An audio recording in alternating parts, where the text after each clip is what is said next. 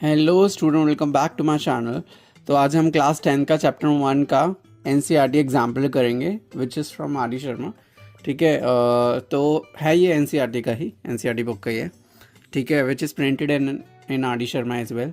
तो सबसे पहले हम क्या करेंगे, क्वेश्चन पढ़ते हैं। तो क्वेश्चन में लिखा हुआ है show that 12n can not end with digit 0 and 5 for any natural number n। तो सबसे पहले तो मैं आपको ये बता दूं कि जो 5 होता है ना, 5 अगर मैंने 5 के ऊपर कोई पावर लगा दी, यानी n लगा दिया 5 के ऊपर, और इसके ऊपर n बहुत सारे, मतलब n यानी ये एक इसकी पावर है, ये एक नेचुरल नंबर है। अगर नेचुरल नंबर हमारे शुरू होता है 1 2 3 4 1 से स्टार्ट होता है।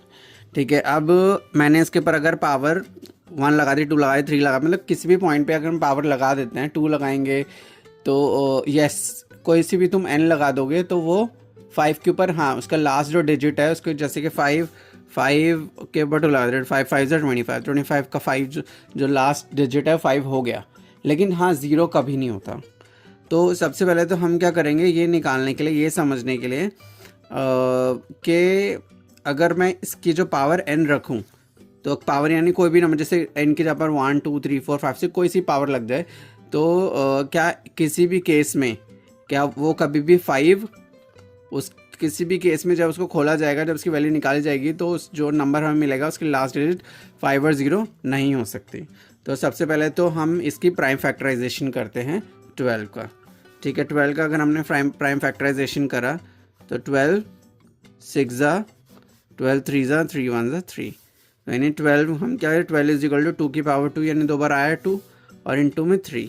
अब इसके पर n लगा हुआ था, तो 12n इज इक्वल टू में 2 पावर 2 इंटू 3, तो इस पे पूरे पे n लग जाएगा, यानी n एक बार इससे मल्टीप्लाई हो सकता है, एक बार इससे हो सकता है। तो हम और क्या लिख सकते हैं इसके अंदर कि 12n is equal to 2n, ठीक है, और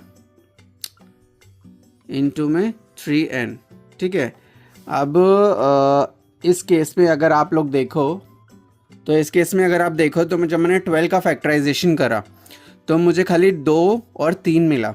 ठीक है, तो 2 और 3 मिला, तो 2 और 3 जो है, और मतलब हमको क्वेश्चन में क्या बोला हुआ है कि लास्ट, मतलब अगर हम n की जगह पर कुछ भी रखें वैल्यू, तो लास्ट में डिजिट क्या ऐसा हो सकता है 0 5 मिले। तो 0 का तो आप छोड़ दो, मतलब 5 जो है वो नहीं आ सकता, क्योंकि 5 तो तभी आता है ना जब हम 5 के ऊपर अगर कोई पावर लगाइए तभी 5 आता है, वरना नहीं आता। किसी भी डिजिट के में अगर आप पावर कुछ भी लगाओगे तो एंड डिजिट जो है ना, उसको खोलने के बाद 5 नहीं आते हैं।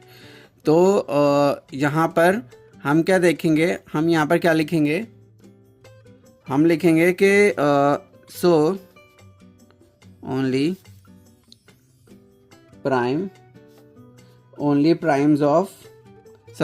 primes in the factorization of 12n are, क्या आ रहा है इसके प्राइम फैक्टराइजेशंस, 2 and 3 नॉट 5। तो 2 और 3 आ रहा है, 5 नहीं आ रहा। अगर 5 आता और 5 के ऊपर कोई पावर लगती n, हाँ, तो उस केस में कोई भी पावर लगा दो, जो लास्ट डिजिट होती है वो 5 होती ही होती। ठीक है, और बाकी अगर आप 2 पे या 3 पे कोई सी भी पावर लगा दो, हमें कोई नंबर ऐसा मिल ही नहीं सकता जिसके लास्ट में 0 आ जाए, नहीं आएगा, आप कुछ भी करके देख लेना। ठीक है, तो हम क्या लिखेंगे, hence 12n can not end with 0 and 5 लिखेंगे। सो